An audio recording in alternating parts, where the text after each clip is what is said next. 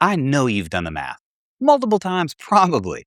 You've pulled up the mortgage calculator at midnight. You've Googled cost of living in Tennessee, and you probably have Zillow's logo burned into the back of your eyeballs from looking at homes in Chattanooga and Cleveland, Tennessee. Then you look at what you're paying now, and something isn't adding up the way that you expected it to. Maybe Tennessee looks more affordable on paper, but you can't quite figure out where these savings actually are. Or maybe you're worried that you're about to make a $425,000 decision based on assumptions that could turn out to be wrong. That feeling in your chest, that's exactly why I made this video. Because here's the thing about all those cost of living in Tennessee articles and comparison videos that you've been watching. They're not lying to you, but they're working off of state averages and national data sets. They're not telling you what life actually costs when you're looking to move to Tennessee from California, Atlanta, Illinois, or somewhere in the Northeast, and trying to figure out whether this move to Tennessee makes real financial sense for your family. I'm Chris Roberts, your Southeast Tennessee relocation realtor, and 10 years ago, I moved here from coastal Maine, and my wife, Megan, came from Atlanta. I thought it'd be fitting to run this comparison from both directions, and I want to show you what the real numbers look like on the ground here in the spring of 2026. And I want to start with the one number that almost nobody brings up when they're researching moving to Chattanooga or Cleveland because it's going to have a bigger impact on your monthly payment than almost anything else. And it has nothing to do with your interest rate. That number is property taxes. I know, it's not exactly a sexy topic, but stick with me for 2 minutes here because this one is going to genuinely surprise you. When people are researching relocating to Tennessee, they're usually comparing mortgage payments. Same price point, similar interest rate, pretty close to the monthly payment, and they figure the math is roughly equal. And then on the mortgage side, they're right. But the mortgage is only part of what you're paying every single month. Let's use a real number, a $425,000 home. That's a realistic price point right now for a solid resale home in both markets. Whether you're looking in the Marietta area outside of Atlanta or looking at homes in Cleveland or the Chattanooga suburbs. In Marietta, inside the city limits, that $425,000 home is going to cost you somewhere around $5,300 a year in property taxes. Now that's folded into your monthly payment, so roughly $440 every single month on top of your mortgage, just in property taxes. And now in Cleveland, Tennessee, outside the city limits, and we're just going to take that real extreme approach here, that same $425,000 home is going to run you closer to about $1,275 a year.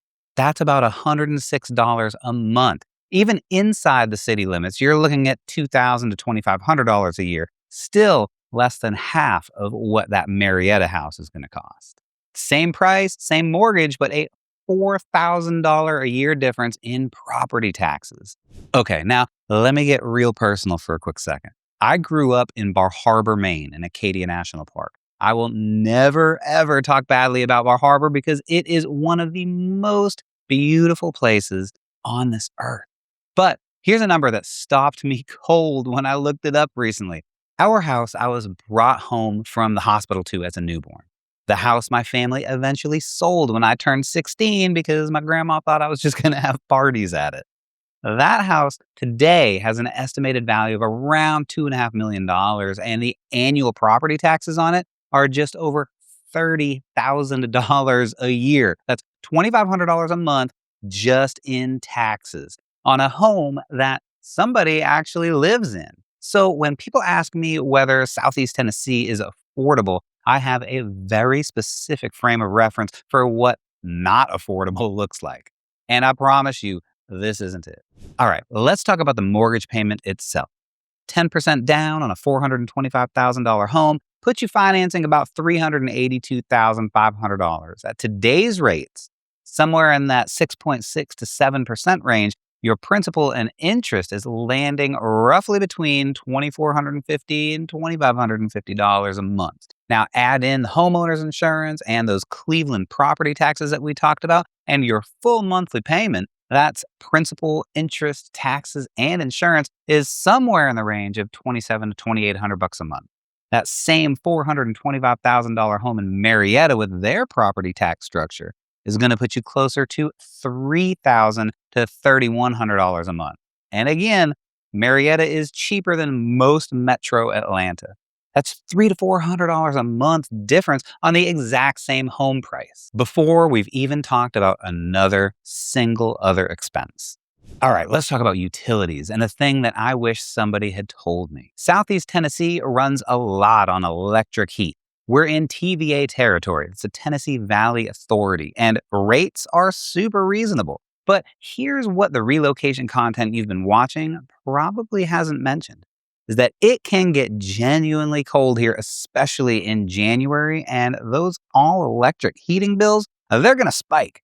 This past January was the coldest stretch that I've seen in my 10 years here. And my electric bill for a 1,500 square foot home, 3 bedrooms, 2 bathrooms, totally typical, came in just under $300 for the month. It's not a disaster, but if you're coming from a mild winter climate, it might catch you off guard. Summertime, I typically see around like $150 to $170 a month that takes care of all of our air conditioning and the rest of our electric needs. And here's the move, and this is genuine local knowledge. When you're shopping for homes, ask about natural gas availability. In Cleveland and parts of Chattanooga and in some of the more developed communities throughout this region, it's available. And the difference in a winter heating bill between all electric and then gas is really meaningful. For context, in Maine, we heat with number 2 fuel oil. A cold month could run $600 or more just in heating costs, especially recently with home heating oil around $5 a gallon. But outside of those energy costs, how do the other taxes fit into your monthly bill? Well, Tennessee has no state income tax. That's the headline that everybody already knows. And it's a huge advantage, especially if you're coming from a state that takes a meaningful percentage out of your paycheck every year. The trade-off that catches people off guard, though, is the sales tax. Tennessee's combined sales and local rates, they're going to run between 9 and 10%, depending on where you are. It's one of the highest in the country. You feel it at the register in a way that states with an income tax train you not to notice. But here's some local knowledge that almost nobody puts in a relocation video. If you're living in Bradley County, McMinn, or Hamilton County, you are just a short drive from the Georgia state line. And Georgia's sales tax is meaningfully lower. So when it comes time to buy a refrigerator, a washer and a dryer, or riding a lawnmower, or do a big Costco run, you make the trip down to Georgia. That $1,500 appliance purchase, you're going to save some real money. It's not a dramatic life hack. It's just what people who've lived here a while do. And now you know. And one more item that adds up quietly is car insurance. I drive a 2024 Chevy Trax, and I pay about $110 a month for full coverage. Georgia's average is around $228 a month for car insurance. And that rate depends on your history and your vehicle and your age and all of that, but the state that you're insured in totally matters. And Tennessee tends to run lower than what most of our relocating clients are used to paying. And then there's the commute time, which never shows up in a cost of living calculator, but absolutely should. Most of my clients in this price range of $425,000, they're driving to work 15, 25 minutes or so. It's not an hour and a half in Atlanta traffic. Now, that's real fuel savings and real time savings, especially here in the spring of 2026. That's wear on your vehicle. It's actual irreplaceable time that you get back every single day. I can't put an exact dollar figure on that, but I can tell you that the people who made this move almost universally mention it within the first few months.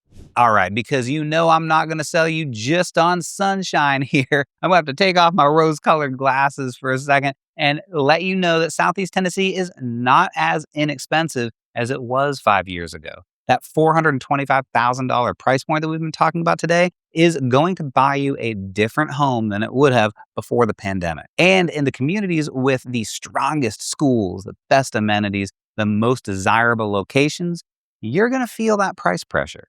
If you're comparing this region to truly rural markets like part of West Tennessee, rural Kentucky, or areas that are further off the beaten path, we're not competing on raw price per square foot here. People are truly wanting to live here, and the market reflects that.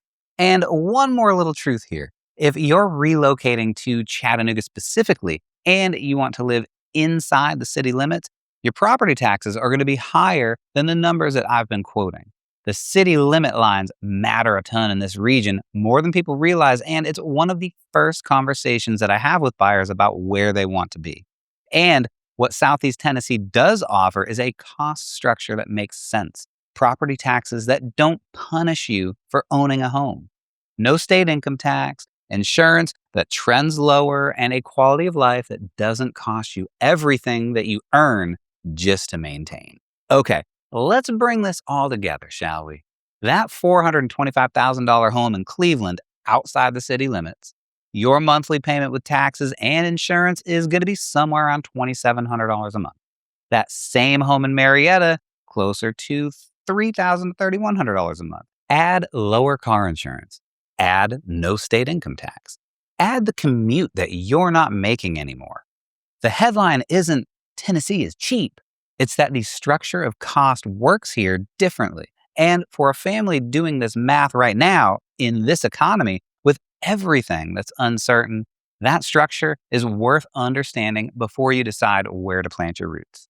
Okay, here's what I would love for you to do next. My relocation guide is linked right below in the description. It covers the communities, the real trade-offs, the things that I wish someone had talked me through before I moved here. It's free, it's thorough, and it's built specifically for people like you who are doing serious research about moving to Southeast Tennessee. And subscribe to the channel if you haven't already. I put out videos weekly about living here in the Chattanooga and Cleveland, Tennessee area. And finally, if you're ready to stop researching and start having a real conversation about what this move looks like for your family, my number is going to be right here on the screen in front of you. And I can't wait to hear how I can help you live your best life in Southeast Tennessee.